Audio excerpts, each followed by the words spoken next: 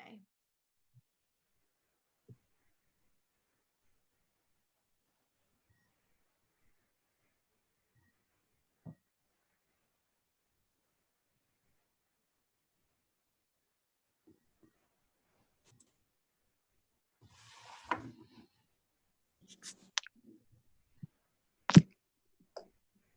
Can you hear me now?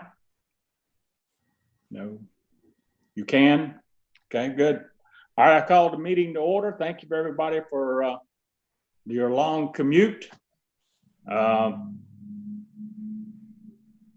trust that Sally is back. Thank you for coming back, Sally. I can't see you. I only see 9 people on the screen, and you're not one of them, so hopefully you're here. Teresa, is Teresa here?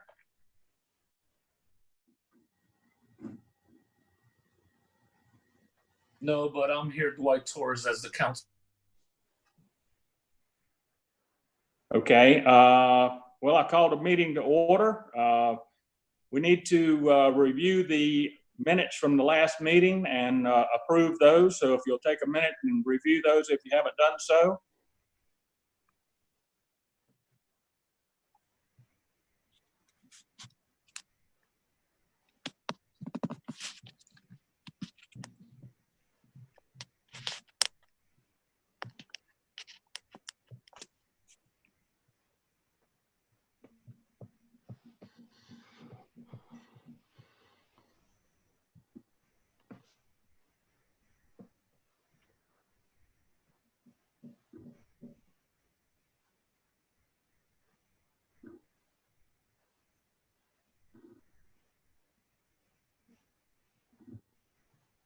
Mr. Chairman, unless there's any amendments, I would propose that the minutes from our last meeting be approved.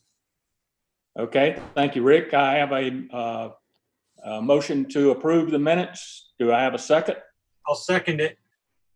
All right, we've got a motion to approve the minutes and a second. All in favor say aye. Aye. Aye. Aye.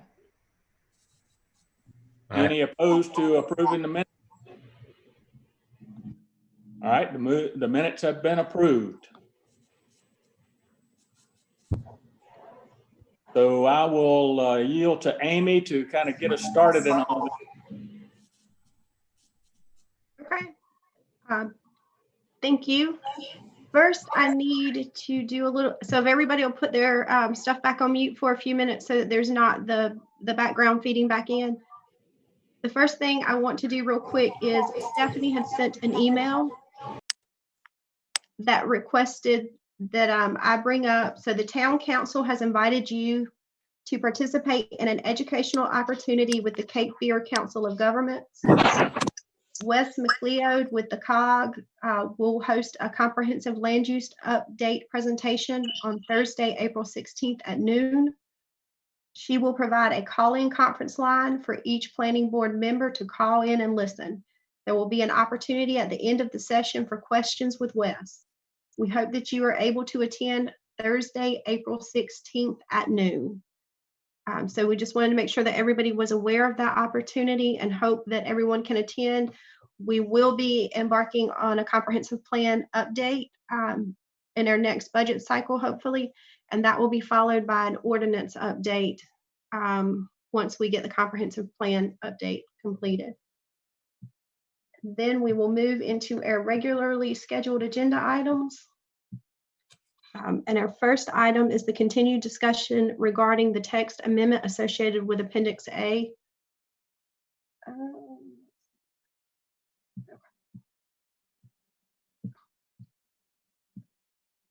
Sorry, trying to get something up on my other screen.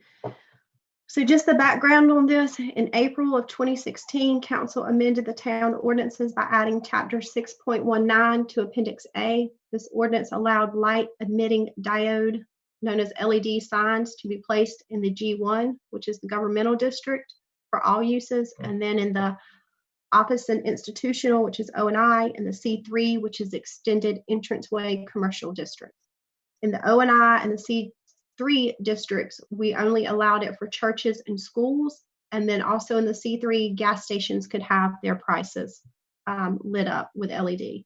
In December of 2019, Moafifi submitted a sign request for a LED sign at the new A&A Builders / Access Realty building on NC 5210. During this time frame, we also received an additional request for an LED sign from King's located on Roland Avenue. As these sign requests are becoming more prevalent, staff reached out to the planning board to request direction regarding the allowance of LED signs for all uses in the O&I and the C3 districts.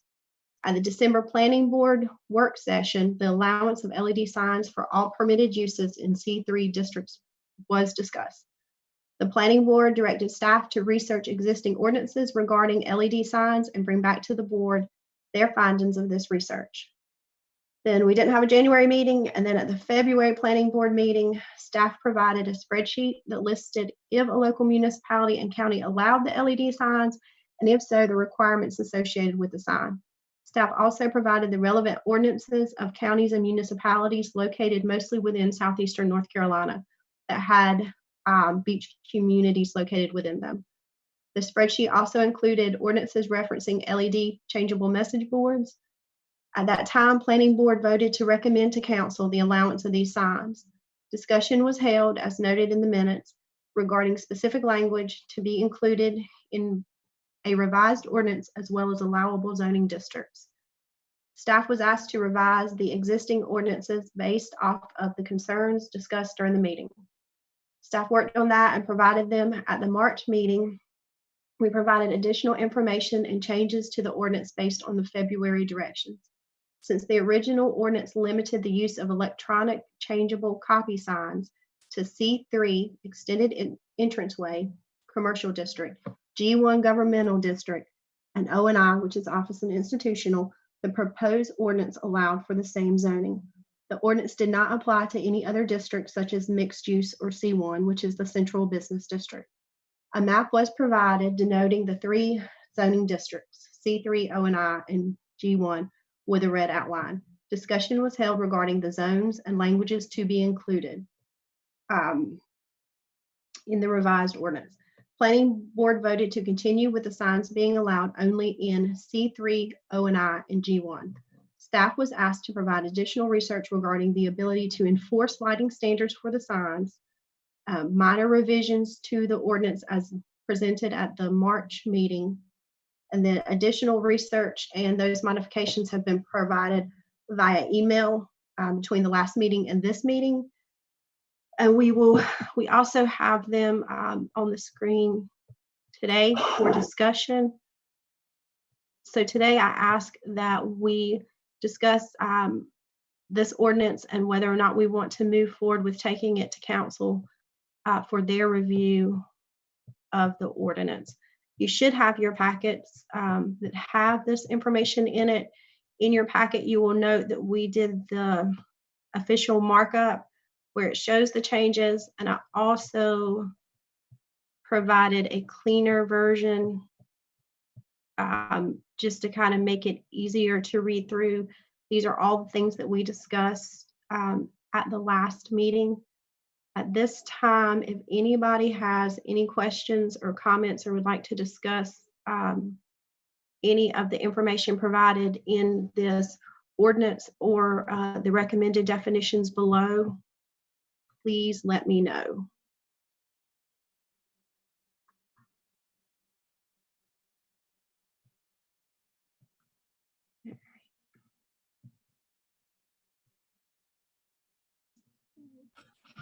Amy, did you find any way of converting nits to any other measurable quantity?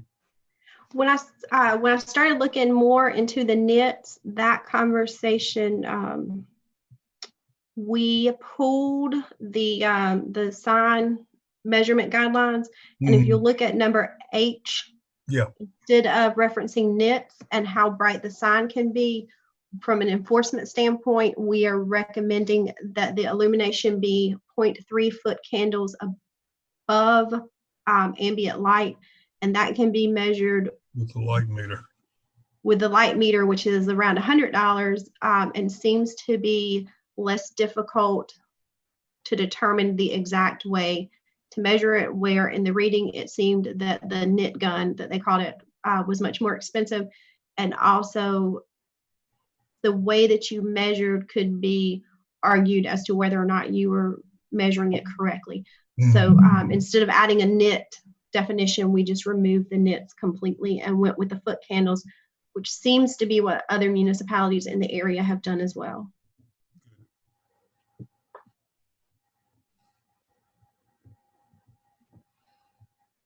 Does anyone else have any additional questions?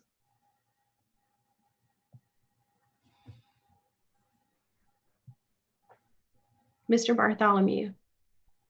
Amy, I think you've done an outstanding job of summarizing our wishy-washy ways and have presented us with a very approachable ordinance that we can recommend to council. I appreciate what you've done.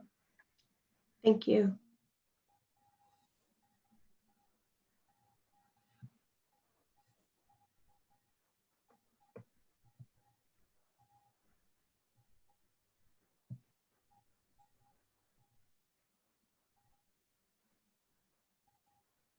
If we don't have any further comments or questions, what is the pleasure of the board on this?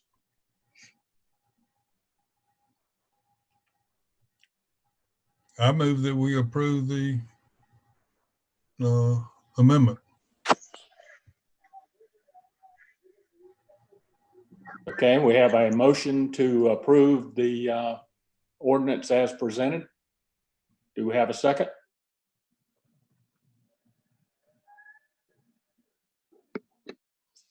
I'll second. All right, we have a motion to approve the amendment and a second. Barring any further questions, all in favor say aye. Any opposed to the amendment? The amendment carries and is passed on, recommended to the council as presented. Okay. Chairman, I have a question. Okay. We had some discussion last time about the C1 district and about maybe looking at areas that may be C1 that we may be better rezoned to C3. And I assume we're going to be doing that. We are going to research it some. There are some differences between the C1 and the C3 when it comes to setbacks and whatnot. Right. At this time, I would like to also consider, we're embarking on the comprehensive plan right now, and that may change some of our zoning and where we think zoning needs to be. If it's not creating a problem at this time, I would like to consider looking at the comprehensive plan and not change them to C3 and then consider changing them to something else during the comprehensive plan process. I know that so the setbacks may or may not affect some people at this time, so I can provide more information on that, but at this time I have not had a request from anyone in the C district for the signage, and the C3 district has larger setbacks and could potentially negatively impact some of the existing businesses, making them into a non-conforming use in the C3. So that was kind of my thought process on that. Mr. Benton, do you have any thoughts on that? I think that sounds good. And if any issues come up in between, we'll just deal with them. So Yep. That sounds good. Thank you. Okay, I yield to Amy on rezoning request for Waterside. Okay, so Waterside development. Let me scroll down and get the map on the screen so that y'all can see that.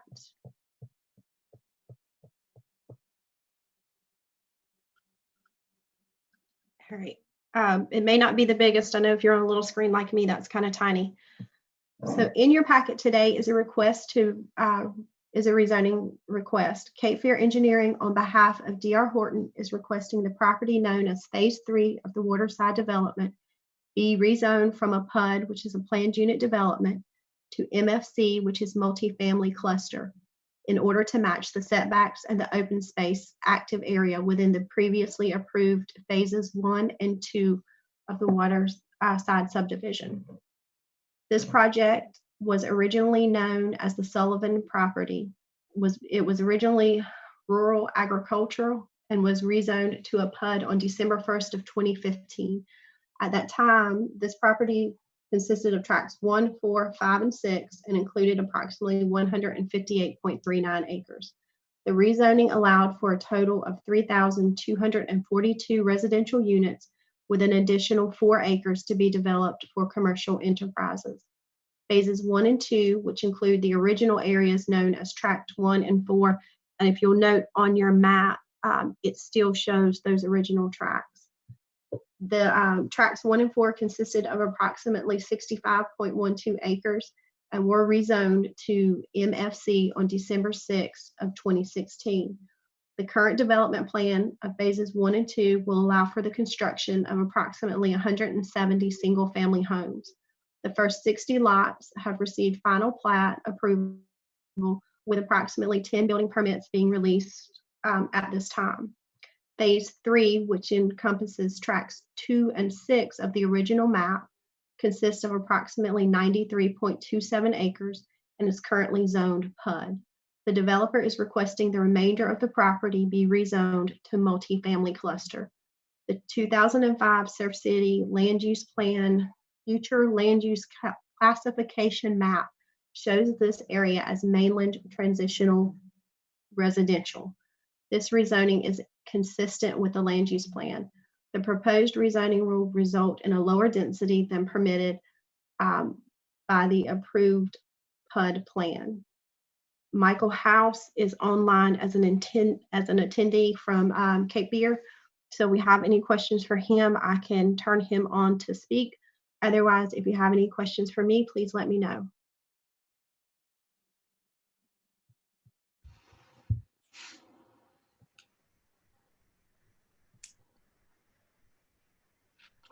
Amy, I find the drawing hard to interpret.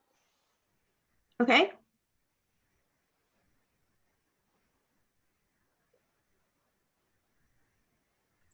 What is your question, Mr. Ward? I just find the drawing hard to read.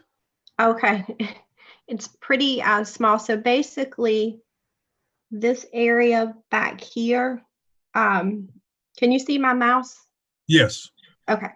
So here you have Highway 5210 down here, Mm-hmm. and then Belt Road Right. comes up. So this section back here is what would be phase 3 of this development, and that's what they're asking to rezone currently.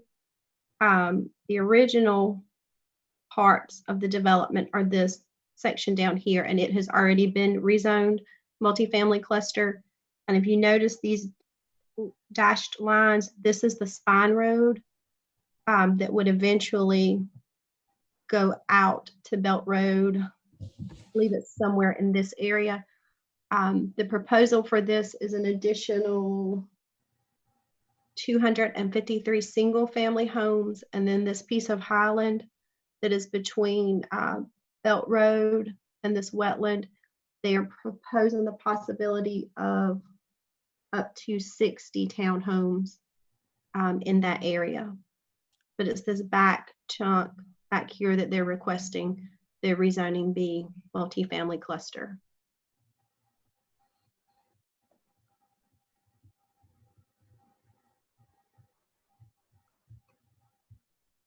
Amy, can you remind us what all is allowed in that zoning district? Yes, sir. The multifamily cluster allows for your single family. It even allows for up to a hotel. The difference is in the setbacks. With the multifamily cluster, D.R. Horton is currently building single family homes, and it doesn't require setbacks from property lines, but it does require a minimum separation between the buildings. It also allows the density to be a little bit tighter or a little bit more dense in areas while preserving other areas. So by preserving the wetlands and that kind of thing, it allows for a little bit more density throughout. Currently, they are putting single family at R5. They're at least 5,000 or greater. A lot of them have been around 7,000 square feet. So the lots are a little bit bigger, but it does allow for your traditional housing, as well as a hotel could technically go back there. Or multifamily residential. It's more of a single, I guess multifamily cluster is a little misleading, as it's mostly, the way that they're doing it, it is mostly single family homes. But does it permit multifamily developments as well? I believe it does, at least duplexes. It does allow townhomes. Let me pull up my table of uses real quick. Sounds like patio homes to me. It would allow patio homes. Like I say, currently they are the current plats that we have, and I've not seen the plat for phase 3.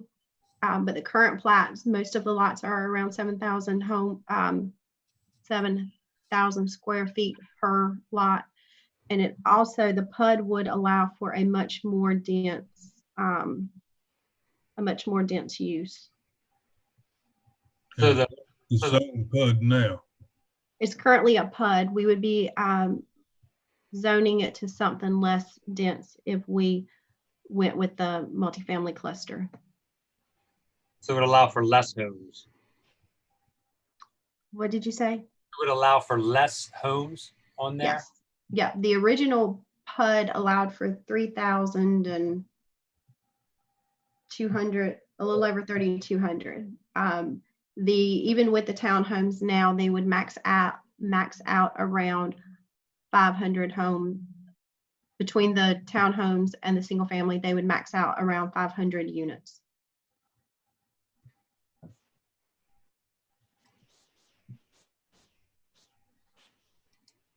So in the zoning book, it lists for the PUD 3 different levels of density. What level of density is the PUD that's approved now called for? I'm not 100% sure which level it is. I was able to research and find the total number of homes that were allowed in it, but I did not find in the records where it said which level of PUD it was considered. And my understanding of a PUD is that it's more of a planned unit development that has more of a distinctive areas within it, like a commercial up front, then maybe apartments, and then townhomes that then, goes into the single family homes, where this is truly developing as more of a traditional single family development than an actual PUD. Amy, did you have any recommendation for the request? I didn't see one in what you had written up. I would agree that MFC is a more accurate zoning than a PUD, just because of the lack of mixture of types of uses throughout the subdivision. Amy, Yes. I'm sorry, I have a question for. Okay. It's from Teresa, so I've got her texting me, and she is on. So her question is, does PUD allow hotels? Let me look real quick.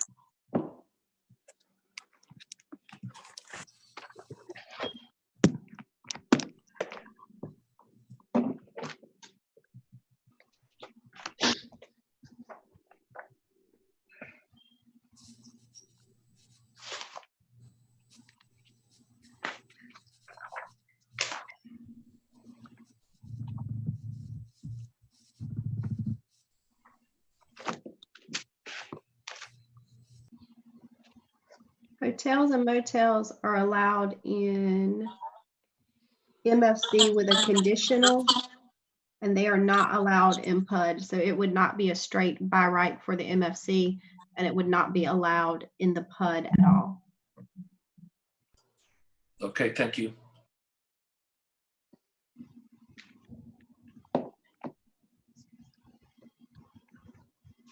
But retail units would be allowed in a PUD, is that correct? Yes, sir.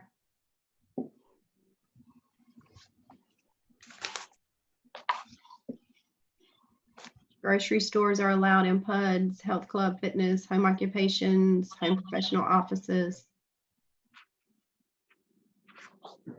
laundromats.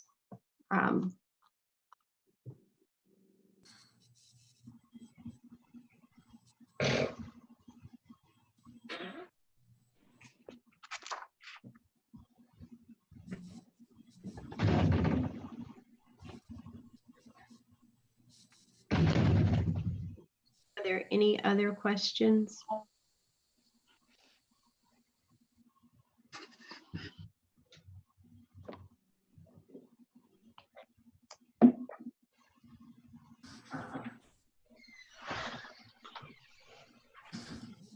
Amy, Yes, ma'am. can you give me the abbreviated version of what you just said about hotels in the PUD? I caught part of what you said, but I didn't hear it all when Teresa asked her question. So the hotels are not allowed in the PUD, but they are allowed by conditional use. So it wouldn't be a straight, they could just put in a hotel. They would still have to come back through and meet certain conditions before they would be able to do a hotel in a MFC. Thank you.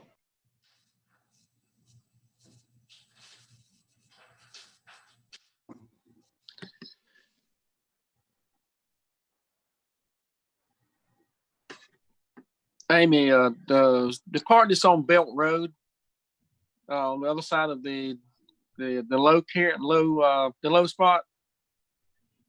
Let me get my map. All right, so where at on Belt Road? Right, all the way over where there's a little creek that runs through there, right there. All right, what are they proposing doing with that area? Some of it's kind of cutting out, but the proposal shows the majority of this being single family home, and then it shows this section kind of in here being townhomes right on Belt Road.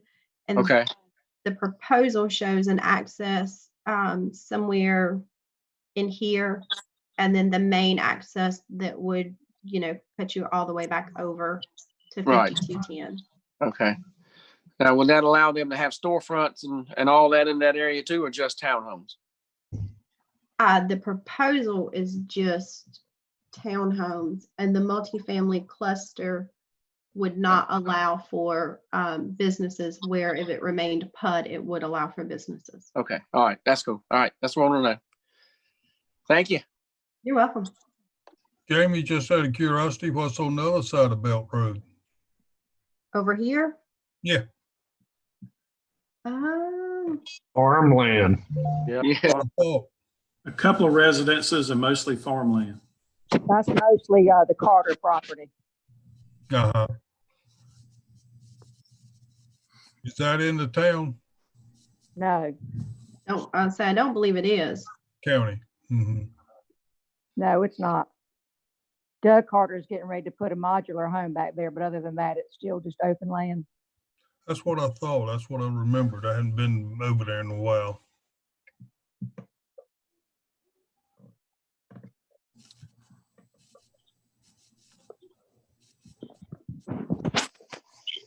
Mr. Chairman, if there's no further questions, I'll be glad to make a motion. Okay, go ahead, make your motion. I would, based on the recommendation of the staff, I'd make a recommendation that motion that we recommend approval to the city council in favor of rezoning this property as requested to MFC. Okay, we have a motion to approve the rezoning, and we have a second from Randy. Yep. Barring any further discussion, all in favor say aye. Any opposed to the rezoning? The rezoning carries.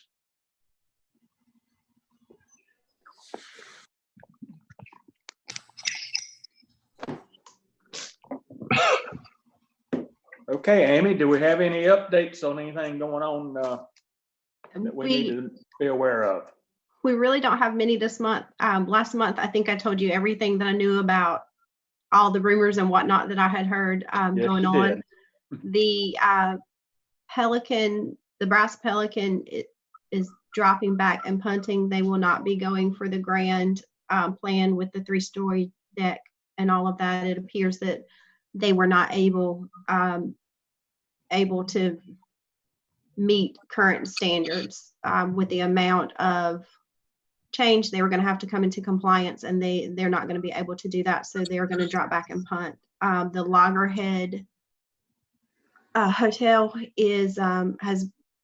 had been rebuilding and had surpassed the 50% rule, so they had to stop and redo. They provided a site plan recently. Based on my understanding and reading of the ordinance, they are rebuilding, which excludes them from having to come into complete compliance, but they have made an effort in adding additional landscaping, better delineation of parking, and removing any portion of the walkway that was in the town right-of-way and not on their actual property. We have also released Jersey Mike's. They're getting ready to start. Steve, do you have any other updates on building permit issuance?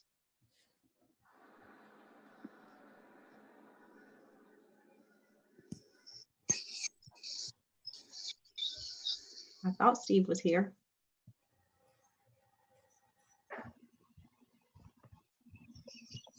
I've got a question about the Loggerhead, the project. You said that they surpassed the 50%, but they're still don't have to come in compliance with any like a future, like the present building standards or present landscape, all the different ones.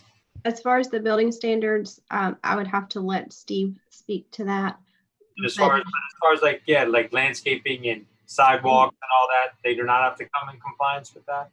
When you read in the non-conformance, which is I think chapter 7, it discusses. Can you hear me now? If it is a rebuild, which is what they're doing, is rebuilding it as is with removing the portion that's in the right of way, which isn't a large portion, that they are not required to come into conformance if it is a rebuild, and they're not changing or modifying it in a way that it's more than a rebuild. Hello. I hear you, Steve. Okay. Yeah, it's they're going to have to turn in new plans. The new building will be sprinkled. They're going to have to meet all the current building codes for the new building. The building itself and the use was non-conforming, so they weren't through Amy's part, through Zany. I'm getting feedback here on the other phone, so I'm going crazy. But for Amy, for the zoning part, they weren't required to do a full site plan, but from the building side, they are going to be required to turn in a complete engineered set of plans for the whole building. It's going to have to be elevated to meet flood zone requirements as well as meet all the current building codes.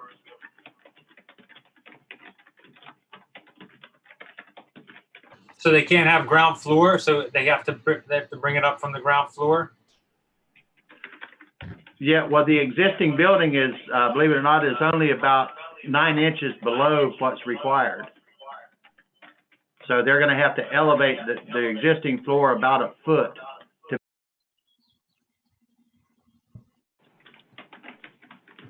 But at this point, there's nothing left but the ground floor.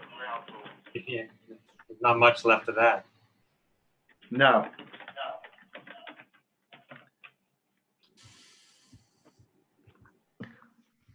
I also wanted to mention that Magnolia Reserve, their first 20 lots, received final plat approval at town council earlier this week, and they are working towards an additional 25 lots to be recorded in the near future.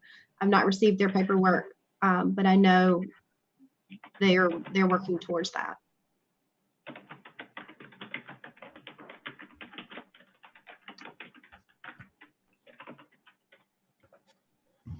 And that is about all I have for updates.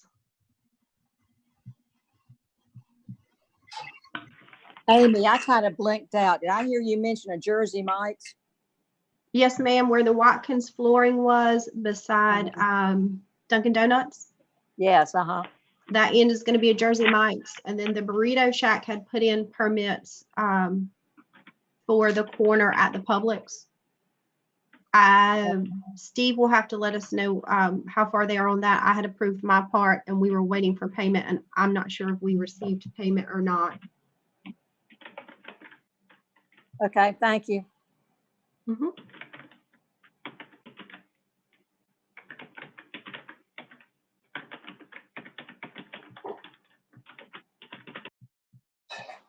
Okay, thank you, Amy. Appreciate the update. Barring any further discussion, do I have a motion to adjourn? So moved. Seconded. Got a motion and a second to adjourn. All in favor, say aye. Meeting's adjourned. Thank you for everybody. Thanks, Larry. Hi, y'all. I thought it went pretty good. Thank y'all. Miss y'all. We made it